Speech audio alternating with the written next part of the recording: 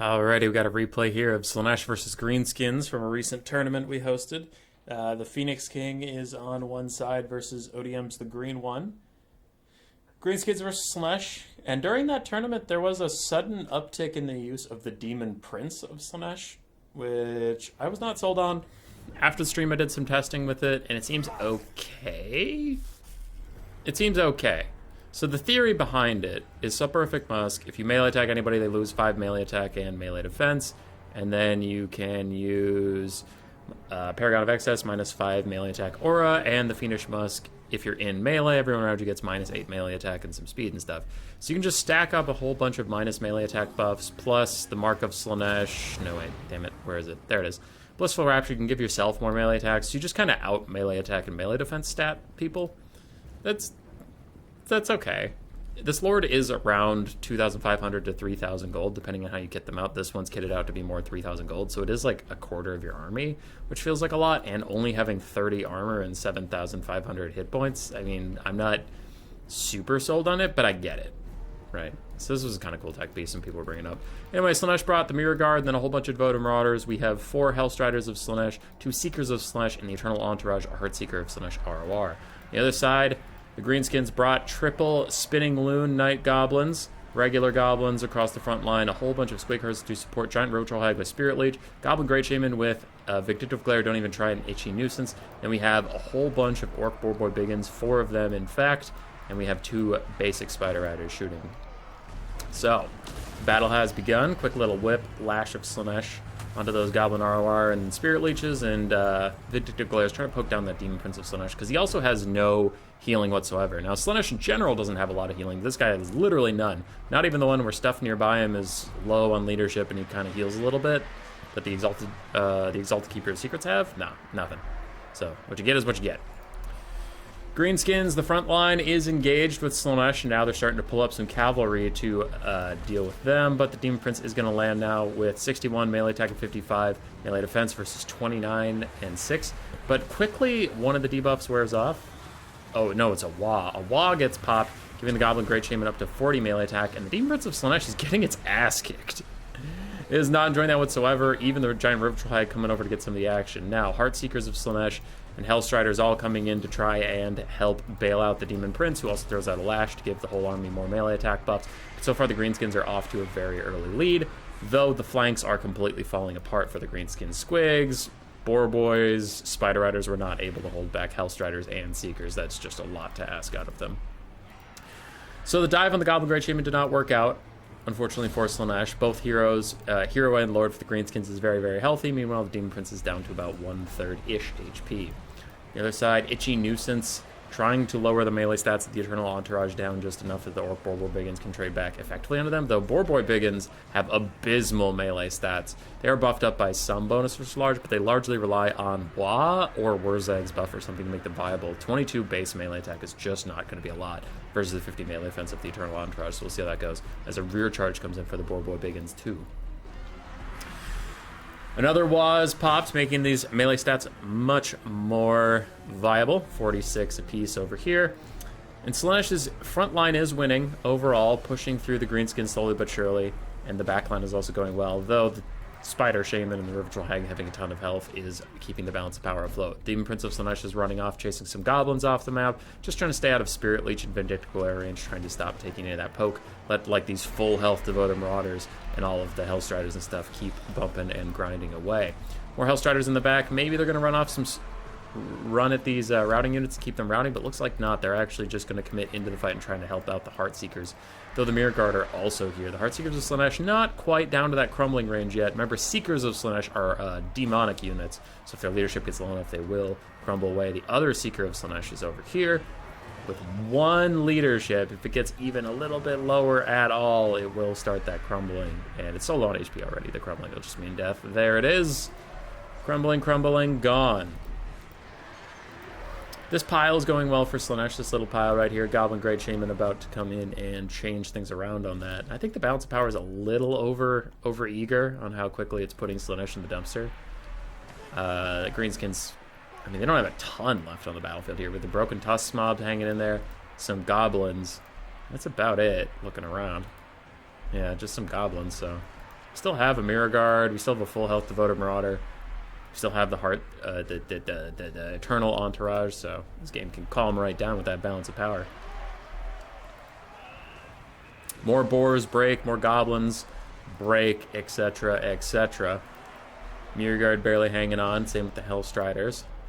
And the Eternal Entourage just go out on their own. They're going to fight some very, very low boar boys, although the other boar barbarians will get a big charge off. They're just not getting a lot of damage out there. Their melee attack, even with charge bonus and bonus versus large, their melee attack is just too low to really get any good damage in there. Demon Prince is rejoining the fight, realizes his people need him, and the Eternal Entourage shatter off a whole bunch of units while still hanging in there. Hellstrider's charging once more. There is a little Vindictive Glare. Literally every single missile misses on that Vindictive Glare, so that feels good. That feels great for the Goblin Casta. Quick rampage in onto the giant River Troll Hag, but it wears off very, very quickly. These Hellstriders are about to rout, and they've routed a lot, so some of them are even going to just straight up shatter that one. Another Spirit Leech onto the Demonic Prince of Slaanesh. He's having troubles landing. Don't even try it. Also popped on him, increasing his cooldowns and doing damage to him over time. So it's just a lot of unavoidable damage coming in. He still is having big troubles landing right now. Instead, he will just bail out of it. The Eternal Entourage, 23 HP, and they do have a pretty important buff that you want to keep them around for. They give lords and heroes in their range 14 melee attack and plus 20% damage across the board. So that 23 HP Eternal Entourage not crumbling, in fact it's at 30 leadership, is pretty key here. Demon Prince of Slaanesh has landed. Goblin Great Shaman has 40 melee attack, 25 melee defense. Demon Prince is getting big shots off. River Troll Hag is routing. Unbreakable Goblin still fighting. Balance of power is still significantly against Slaanesh, but there is very little going for the Greenskins right now. I actually think Slaanesh might have the upper hand here. We do have some Squigs coming in, but they are such a low leadership unit that if some Hellstriders or something went out and intercepted them, they would for sure die. The Eternal Entourage, the singular Eternal Entourage, 23 HP, chasing off the River Troll Hag, still fighting. He doesn't give a shit. Another Vindictive Glare entirely misses the Demon Prince, unable to finish off that Demon Prince. Two Vindictive Glares going wide is a bit tough. Another Enfeebling Foe cast from the Demon Prince. I'll land behind a Goblin Great Shaman, gets a big hit off, but the River Troll Hag rallies in front of the Eternal Entourage and throws a Spirit Leech onto the Demon Prince. She's swinging. She's swinging to that Eternal Entourage, but it is going to be just fine. It is vibing. She can't seem to hit it as Spirit Leech fight. Rampage from the Demon Prince onto the Goblin Great Shaman. Balance of power still significantly in the Greenskins' favor, but the Goblin Great Shaman just can't seem to land a hit on that Demon Prince. He just can't do it. River Troll Hag somehow lands a hit onto the Eternal Entourage, doing only 14 damage. Somehow does not finish it off, and with 11 HP in a fight it thinks it's losing. Yeah. Ooh.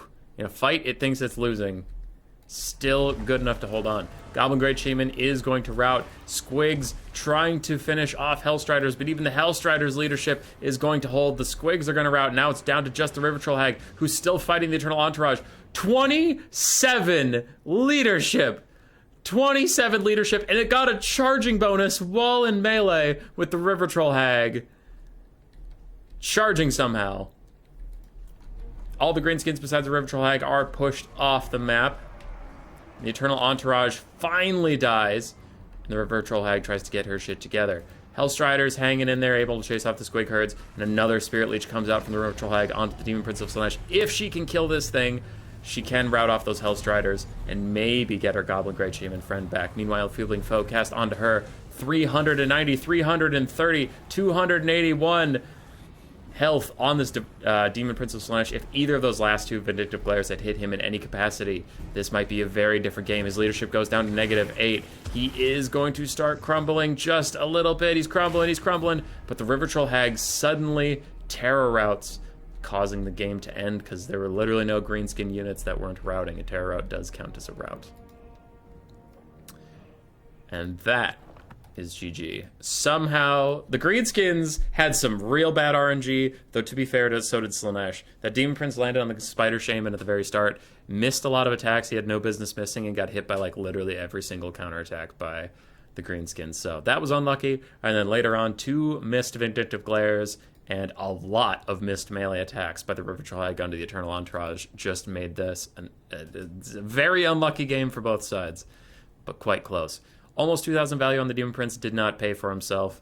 Unfortunately, had a rough game there. Devoted Marauders, proving why I put them on the top 5 units list in the entire game. And Hellstriders also proving to be very, very good. Seekers did okay, and the Eternal Entourage did fantastically. For the green one, Spider Shaman did great. His River Tag honestly did fine, besides all those misses at the end there. But her Spirit Leeches were solid. Goblin Fanatics, mixed value. The ROR did fine because they're unbreakable, but the others just broken and died. Squigs did good. Borbo Biggins did alright. They did alright. And Spider Riders were just run down. GG. Roar! Subscribe, yes, yes.